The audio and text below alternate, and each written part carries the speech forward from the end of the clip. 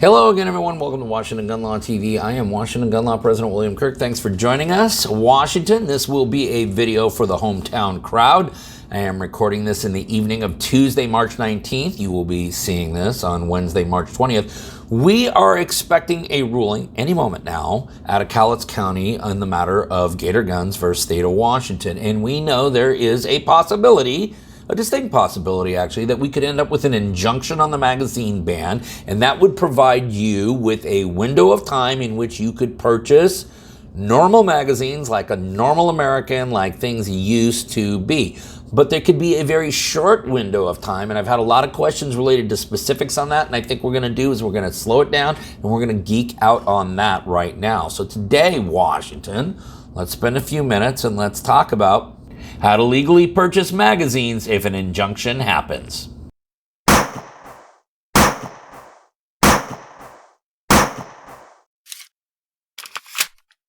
Okay, so what we're talking about is a potential injunction coming out of Cowlitz County Superior Court on RCW 9.41.370 as well as RCW 9.41.375, better known as Washington's High Capacity Magazine Ban.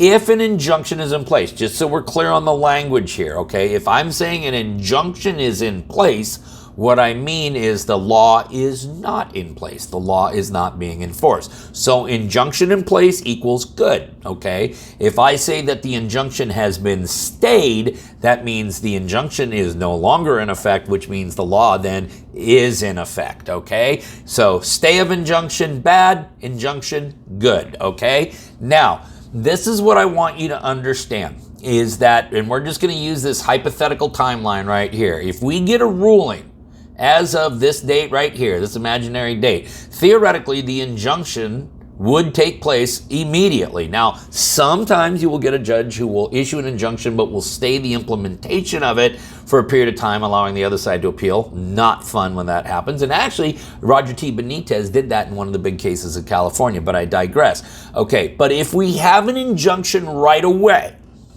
then at that very moment, you could go out and buy high-capacity magazines. You could run to another state and pick them up and bring them back across state lines because the importation, which is so prohibited in the statute, wouldn't be there. And you could theoretically mail order them, and if that company was willing to ship them to the state of Washington, yes, you would be able to receive them. But that could create a problem that we're going to talk about in a moment. Obviously, all FFLs would not be prohibited from selling or offering for sale, so you could see a wide variety at your local FFLs. And it's for that reason, and when you consider what's happened to your local FFL in the last few years with all the inventory that the state legislature has pulled off their shelves, folks, they're hurting. So if you're gonna be stocking up, I am encouraging all of you to go to your local FFL and shop local. Now, you may be looking for magazines that are kind of unique, and you might want to talk to your local FFL and see if they can put an order in. Now, the perfect scenario, Washington, just so you know, the perfect scenario would be that we get an injunction sometime early Friday afternoon, okay, maybe really late Friday morning. Because at that point, really the soonest that the Attorney General's office can do as far as trying to get something filed and in front of the state Supreme Court to get a stay on it is probably Monday or Tuesday now, which gives you that entire weekend, and it gives all the FFLs that entire weekend to purchase magazines. Okay, so just so we're clear, from the time the injunction is actually issued until and when the injunction is stayed, you can buy, FFLs can sell, you can run out of state and pick them up and bring them back, and none of that would be in violation of Washington law because that law would be enjoined at that particular point.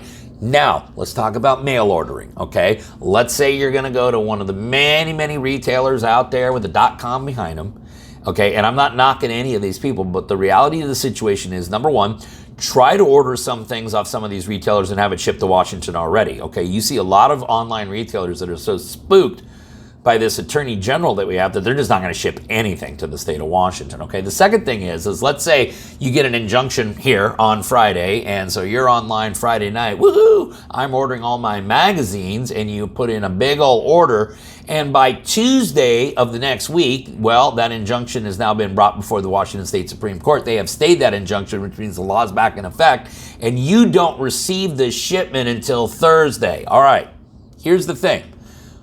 Number one, if you accept that shipment, okay, and the injunction has now been stayed, which means the law is back in effect, you're violating the law at that point, okay, because you're engaged in the act of importing high-capacity magazines, which is in violation of the law. Now, what is the likelihood that you're going to be caught? I don't know. It's probably pretty remote.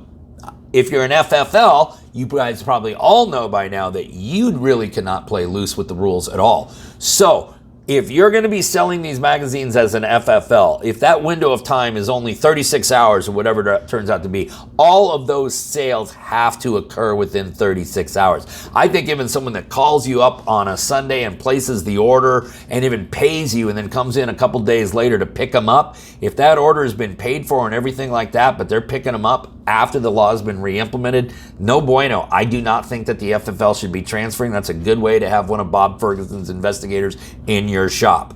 So, Washington, let's keep our fingers crossed. Now, as soon as we get word on this, we will let you know. Now, it takes a little while to shoot a video and make it look all good and get it out to you guys. So if you want to know instantly what's happening, you should be following Washington Gun Law on Twitter, right there at Gun Washington.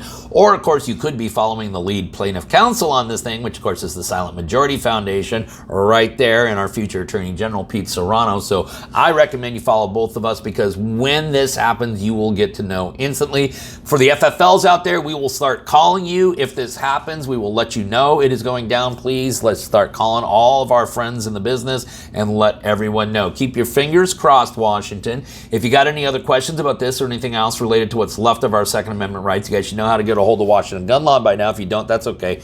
That information is down there in the description box. And then finally, I want everyone to remember that part of being the lawful and responsible gun owner is to know what the law is in every situation, how it applies to you in any instance that you may find yourself. Until next time, thanks for watching and stay safe.